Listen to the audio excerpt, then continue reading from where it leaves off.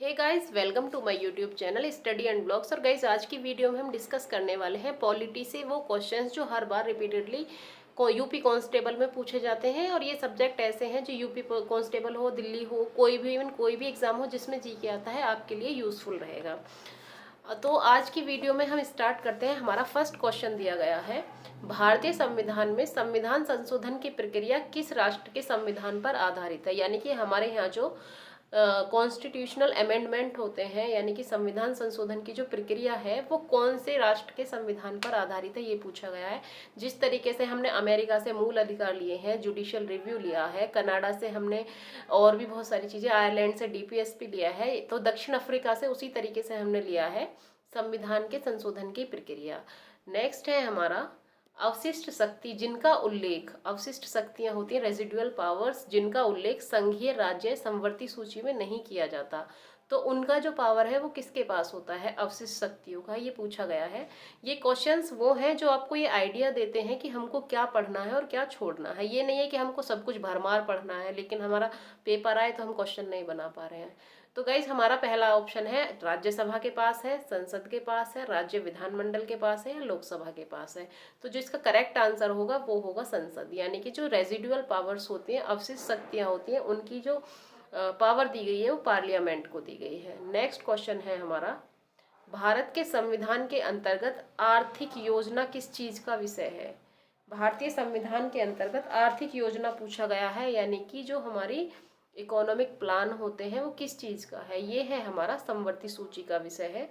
यानी इस पे राज्य और संघ दोनों अपनी अपनी योजना बना सकते हैं। ठीक। नेक्स्ट क्वेश्चन है हमारा, राज्य सरकार को बर्खास्त किसके द्वारा किया जा सकता है। राज्य सरकार को बर्खास्त करने की पावर किसके पास है। यानी कि अगर हम स्टेट में कोई भी प्रशासन ठीक से नहीं चल रहा है या स्टेट की जो गवर्नमेंट है वो सही से नहीं चला पा रही है, तो उसको बर्खास्त करने की पावर किसके पास है, ये पूछा गया है। संसद के पास है, राज्यपाल के पास है, राष्ट्रपति के पास है। राज्यपाल की सिफारिश पर राष्ट्रपति के द्वारा ऐसा किया जा सकता है। तो जो ऑप्शन डी है वो ही आपका करेक्ट आंसर होगा, राज्यपाल की सिफारिश पर राष्ट्रपति के द्वारा ऐसा किया जा सकता है। ठीक। नेक्स्ट क्वेश्चन है हमारा 5, एक सेकेंड, किसी भारतीय राज्य के राज्यपाल से संबंधित कथनों में से कौन सा कथन सही नहीं है। ऑप्शन ए, वह भारत के राष्ट्रपति के द्वारा नियुक्त हो सकता है। राज्यपाल की नियुक्ति राष्ट्रपति के द्वारा होती है, ये बिल्कुल ठीक है। एक से अधिक राज्यों का राज्यपाल हो सकता है, बिल्कुल हो सकता है। वह सामान्यतः 5 साल की अवधि तक पद पर रहता है।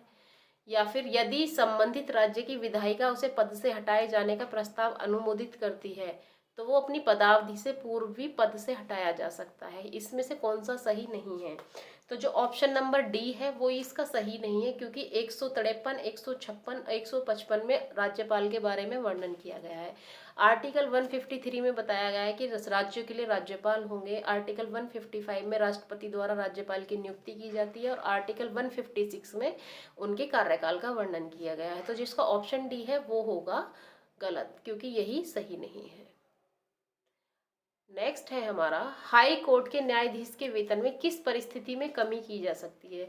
कोई भी उच्च अधिकारी हो उसके वेतन में कमी की बात आ रही है कि संसद के जो सदस्य हैं उनके वेतन में कमी की जाए, या हाई कोर्ट के न्यायाधीश के वेतन में कमी की जाए, सुप्रीम कोर्ट के न्यायाधीश के वेतन में कमी की जाए। तो ये एक ही कंडीशन बनती है ज़्यादातर जब होता है फाइनेंशियल क्राइसिस आ जाए, यानी कि वित्तीय आपातकाल लग जाए, जब फाइनेंशियल इमरजेंसी जो होती है अगर वो लग जाती है तो हाई कोर्ट के जो न्यायाधीश हैं उनके वेतन में कमी की जा सकती है। नेक्स्ट है हमारा, निम्नलिखित में कौन सा विषय समवर्ती सूची के अंतर्गत आता है, ये बताना है हमको। भू राजस्व, यानी कि जो भूमि है उसका कर, मूल्य नियंत्रण, प्रति व्यक्ति कर, या फिर आजीविका कर। ये सब प्रीवियस ईयर क्वेश्चंस हैं। तो जिसका करेक्ट आंसर होगा वो मूल्य नियंत्रण, यानी कि जो मूल्य नियंत्रण है उस पे समवर्ती सूची के अंतर्गत आता है। यानी उस पे राज्य और केंद्र दोनों अपनी अपनी वो लगा सकते हैं। पंचायत चुनाव में निम्नलिखित में से किस स्तर पर किया जाता है। पंचायत चुनाव किस स्तर पर होता है, ये पूछा गया है। ग्राम पंचायत होती है, नगर पंचायत होती है, जिला पंचायत होती है। तो ये तीनों ही आंसर होंगे करेक्ट, यानी कि इन तीनों ही स्तर पर क्या होता है, पंचायत का चुनाव किया जाता है। राज्यपाल की नियुक्ति कौन करता है। राज्यपाल की नियुक्ति से संबंधित आर्टिकल 155 के तहत राष्ट्रपति के द्वारा राज्यपाल की नियुक्ति की जाती है। तो कुछ चीज़ें ऐसी होती हैं जो आपके माइंड में हमेशा रहेंगी, उनको डायरेक्ट हिट कर देना है। Option number C is the correct answer. तो नेक्स्ट क्वेश्चन है हमारा, जब कोई राज्य राष्ट्रपति शासन के अंतर्गत होता है तब उस राज्य का बजट कौन पारित करता है। जब कोई राज्य राष्ट्रपति शासन के अंतर्गत होता है तो उसका बजट कौन पारित करता है, ये पूछा गया है। जब राष्ट्रपति शासन लग जाता है किसी भी स्टेट में तो उसका जो बजट होता है वो पार्लियामेंट पारित करती है, ये इसका करेक्ट आंसर होगा। नेक्स्ट है हमारा, भारत का प्रधानमंत्री बनने के लिए कम से कम आयु क्या होनी चाहिए। ये सबको पता है कि जो हमारा लोकसभा का सदस्य के लिए 25 वर्ष की आयु होनी चाहिए। संविधान का कौन सा आर्टिकल रूल ऑफ लॉ, ये इंग्लिश में लिख दिया है रूल ऑफ लॉ, यानी कानून का जो शासन होता है, तो कानून के समक्ष समानता, कानून का शासन, ये सब हम बोलते हैं आर्टिकल 14 को। Article 14 is the correct answer. क्योंकि ये वीडियो में बहुत छोटी बनानी है मुझे, इसलिए मैं बहुत ज़्यादा डिटेल में इसमें नहीं जा रही हूँ। अगर आपको डिटेल में पढ़ना है तो आप और वीडियोस देख सकते हैं जिसमें हमने ये सब डिस्कस किया है। भारतीय संविधान के अध्यक्ष कौन थे। Question number 13, option number B doctor Rajendra प्रसाद।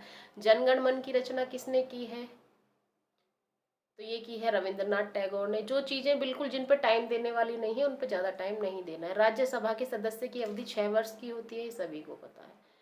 ठीक, जो option number C is the correct answer.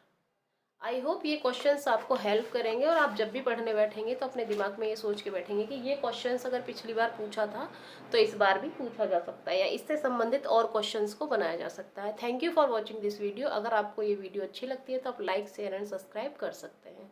Bye bye.